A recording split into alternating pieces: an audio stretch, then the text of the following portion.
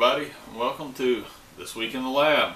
And as always, we've been to the flea market, so let's see what we got. Picked up a few good things this week. Got these unique sockets. These are high torque sockets, also known as coin slot sockets, used in the aerospace industry.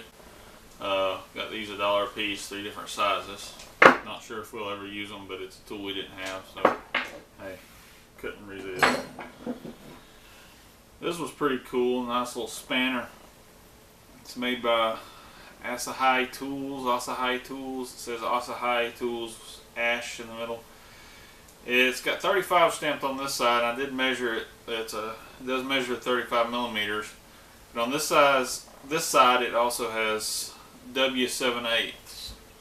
So I'm guessing that a 7/8 Whitworth is the same size or roundabout as a 35 millimeter. So I'm not as versed on Whitworth tools. I have a lot of Whitworth tools, but none this big. So if our audience from Europe chime in and tell us if 7/8 Whitworth is around the same as a 35 millimeter. It's a cool spanner though, something we didn't have. Nice little awl here. It's 50 cents. This was $1, by the way. That's just a nice little thing there.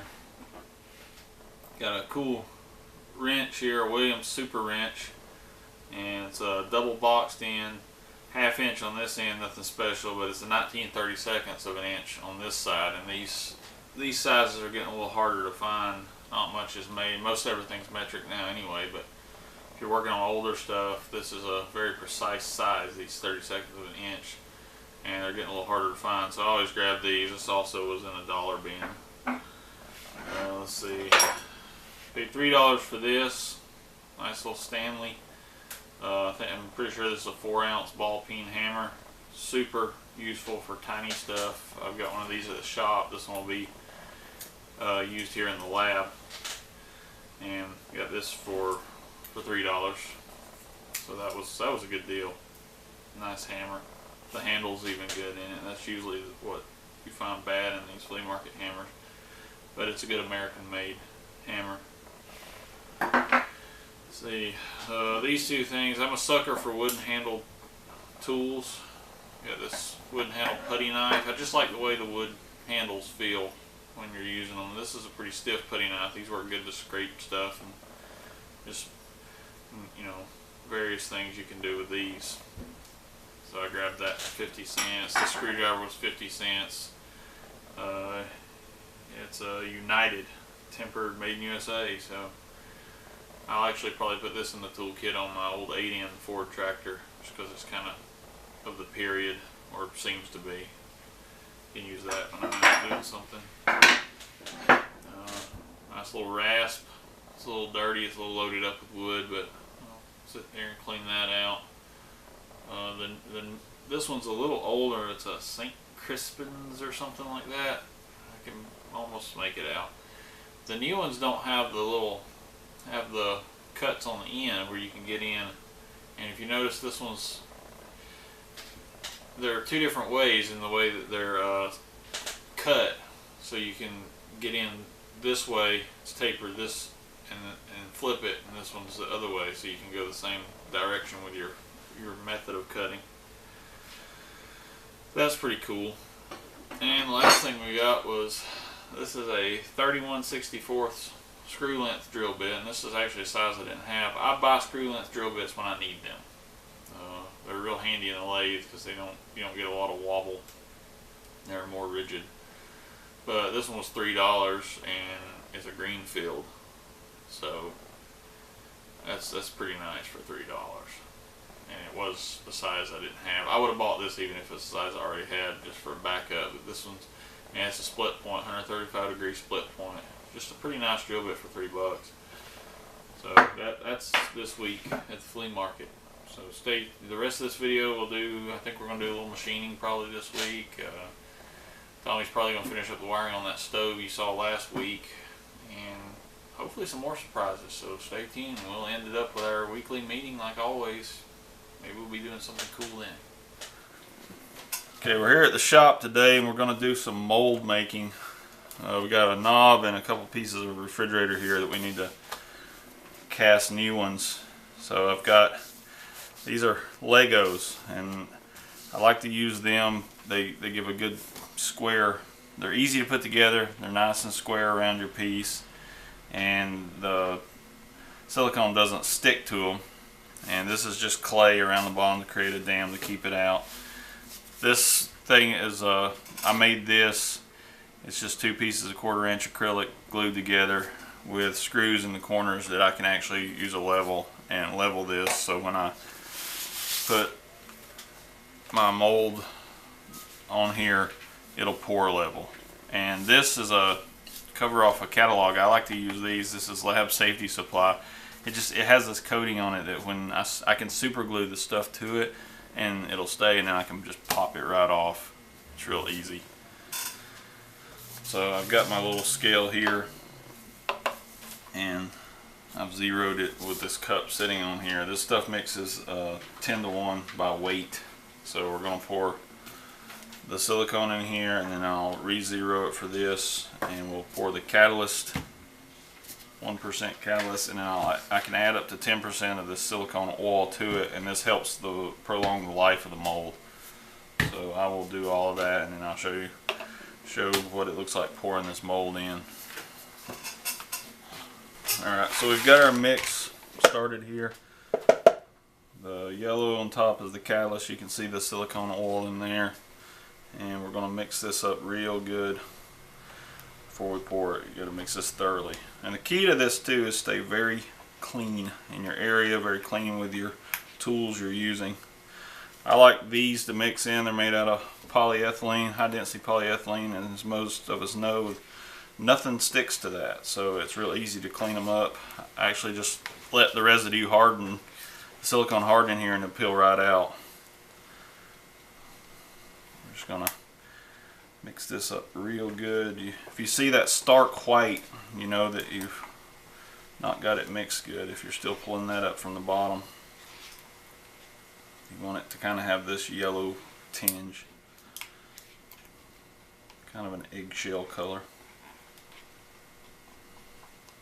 So if you don't get this mixed really well, you'll have uncured spots in your mold, and that'll lead to all kinds of trouble.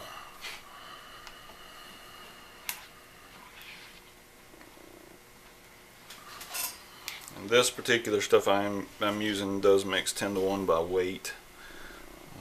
Other silicones may mix differently, so don't take that as a master plan. So there it is. We've got a consistent color, and we're just going to pour around kind of slow. Make sure it goes around. We don't have any air bubbles.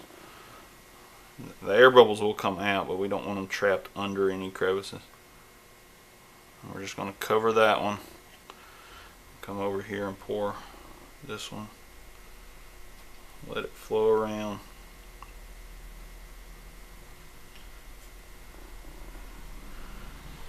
And that's pretty well covered up to the top of our Legos there.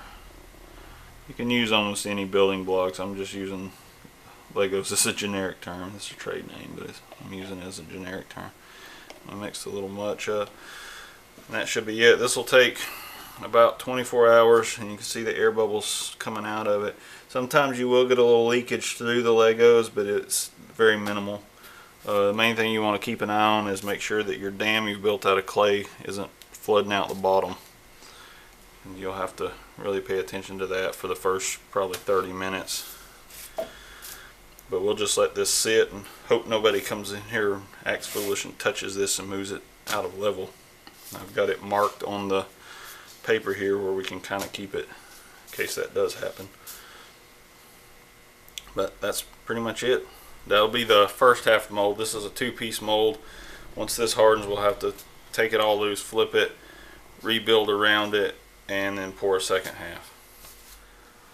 Tommy finished the wiring on this 1957 General Electric mainliner stove. All neat, tidy, done.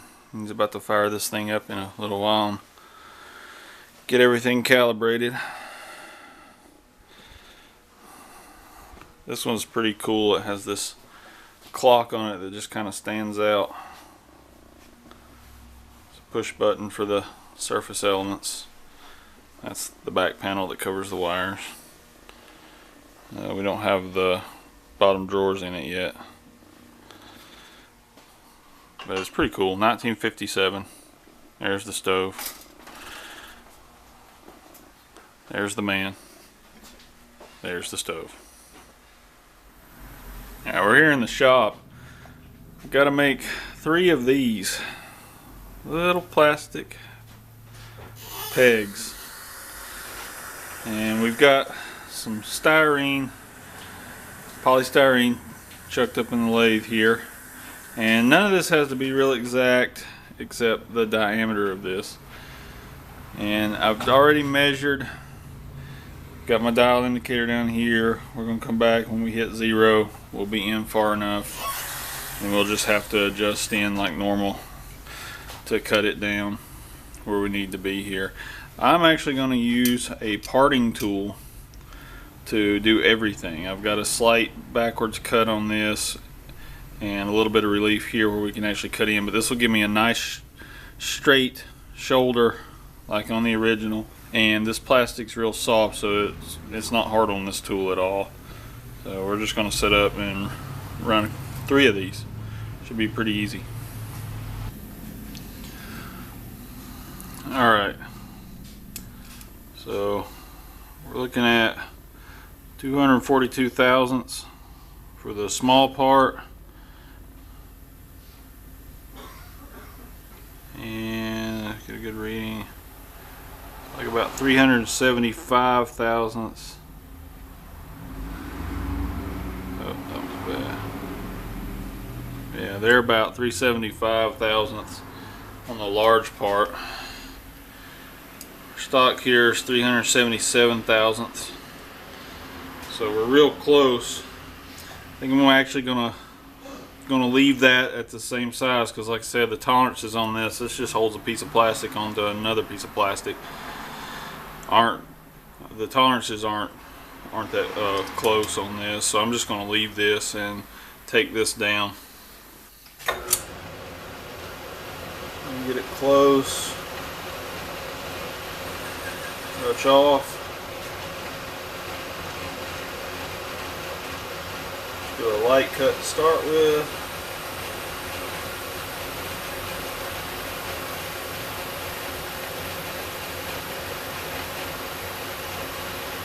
This is such a short run, I'm just feeding it in by hand. The finish isn't too perfect on this either. Doesn't have to be. That should be my mark right there. So it looks pretty good to be hand feeding that. So we're just going to keep on keeping on with that. Feed down a little more, a little heavier cut. I tend to take light cuts with this lathe because it's an old Atlas. It's not the most rigid lathe. So even on plastic, I tend to take somewhat light cuts. And we're approaching. There we go. Get this swarf off of here.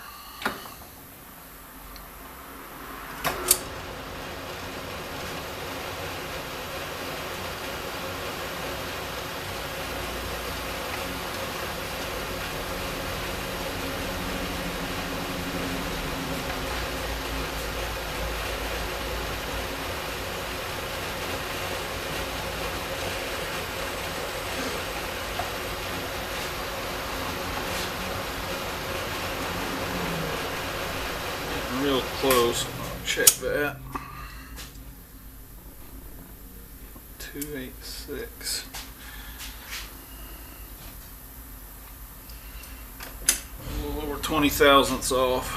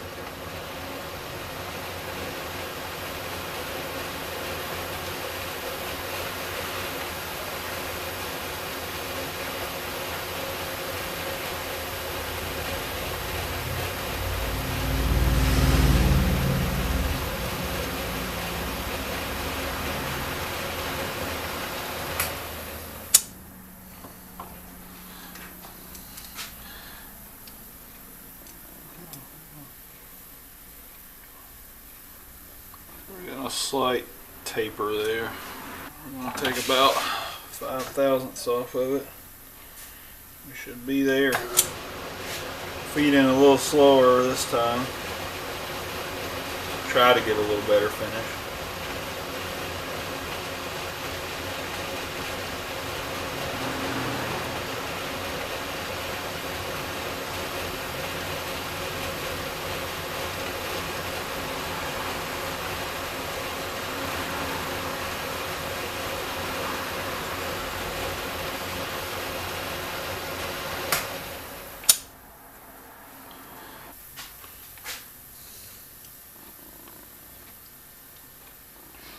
Two, 3, 6, 1, 2, 4. That's well within the tolerances of what this has to be.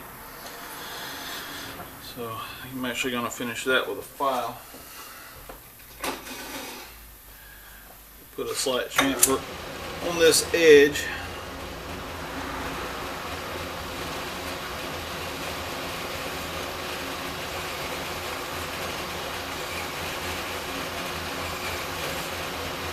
This, by the way, is a lathe file. It has a little bit longer cut on it. Works a lot better in a lathe than a standard file. And it's important, well, it's important to me. I was taught always use your left hand to file. You notice where my hands are, they're away from the chuck. I see people doing this a lot, and I just don't like to do that because you're reaching over the chuck. But now we just got to part this off, and we will be done. Okay, so we've measured, we're set up to part off here. I'll go in slightly. Get a little bit there, and I'm going to back out. Lathe off. Get rid of all this swarf.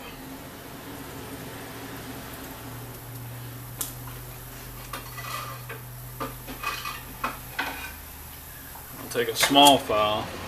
I don't have a lathe file this small, but I just want to kind of break that corner. The original one was sort of rounded. I'll do this while it's attached.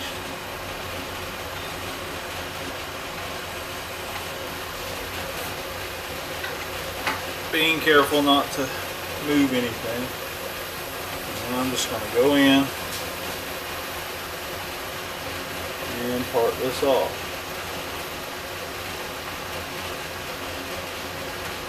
There it is.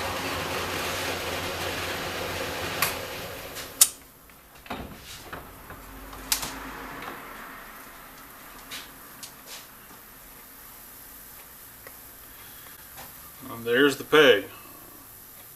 Just got to make 2 more.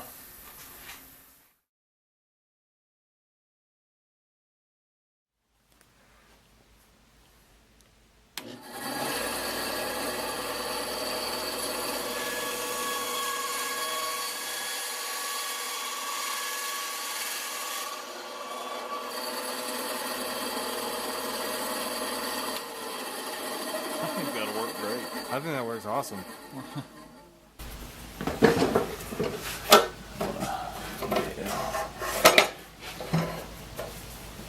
Even not a safe way to do that.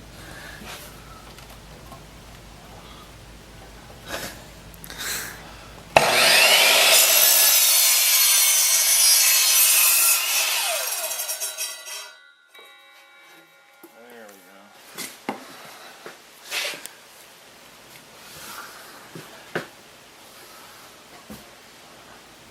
Convincing, Alex? Not bad. Now we got to paint everything. I'm gonna have to leave this center of this cardboard. It's gonna be fun to see if we can leave that cardboard out. But I think that's a pretty good comparison to the pipe. I think the size looks pretty good. I'm gonna attempt to lay the cardboard. I've actually in all my machining never done this. So. Let's hope this bit's sharp enough to actually.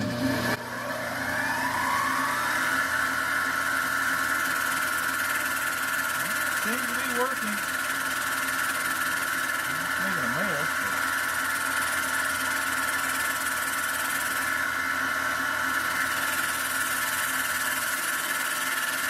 Pretty hard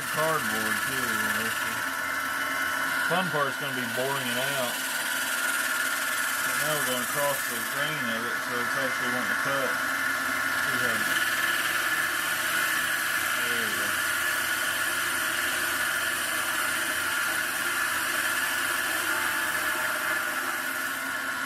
It should be faced off. Whew, that's dusty. Yeah, that's a little rough. Let's see if I can break that inner edge.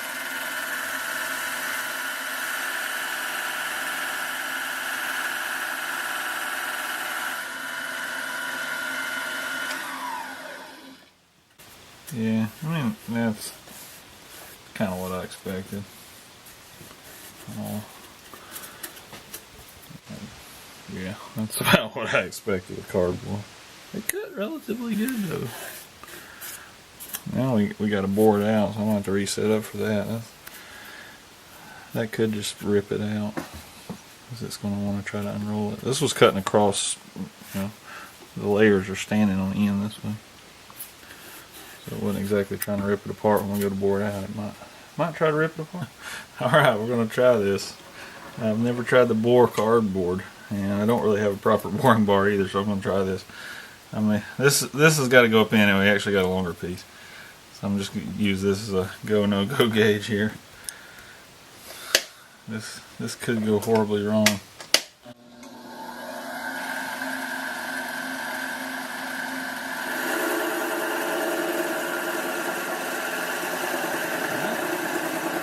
I'm surprised once again.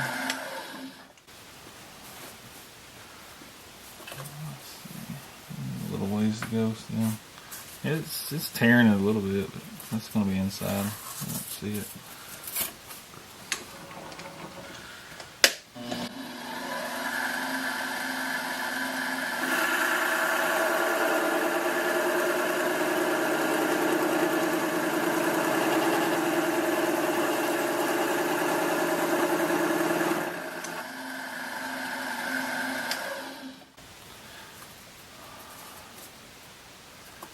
That is dusty. It's doing a lot of ripping.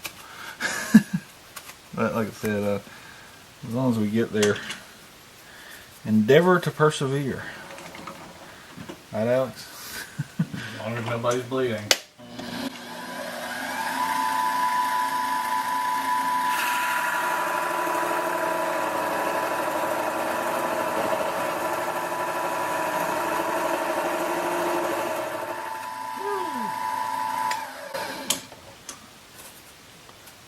Look at that.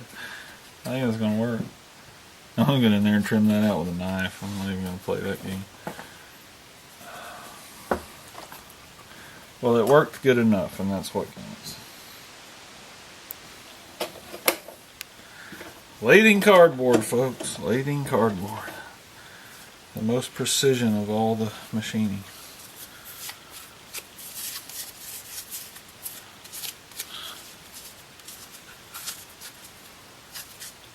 It did kind of just rip it out of there. But what's important is that fits. And that's all we need. Just clean that out with a razor blade, razor knife. Alright, so what are we doing now?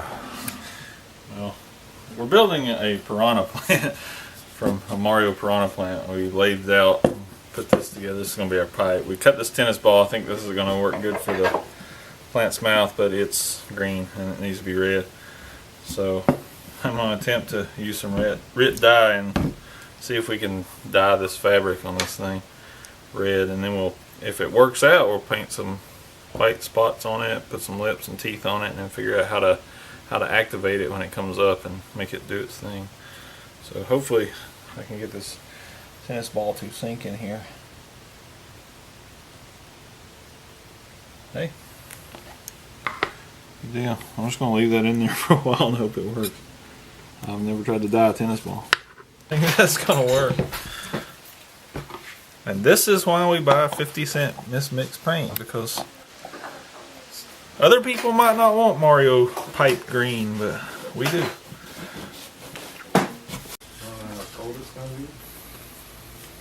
That's pretty close. That's. It's close enough. I think that's remarkably close. It might be a little lighter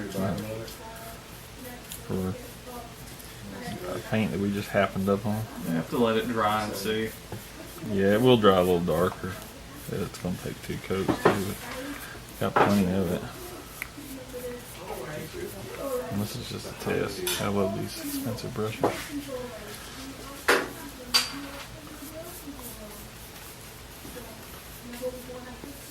Those are the continuous rotating ones we ordered. Yeah, these are the continuous rotation servos, and we're just testing code now to make sure that I know how to make these things go around in a circle. What are you doing, Tommy? I'm replacing these chains with pieces of wire. So this is for the capacitors for your Tesla coil. Yeah. This is what the edge looks like once it's sawed down, and you can see the really unique patterns left by the twisting. Remember to keep all of the offcuts of the HDPE from the mold, but you can remelt them down into more sheets, which are really useful. Using this method, there's pretty much no limit to creating.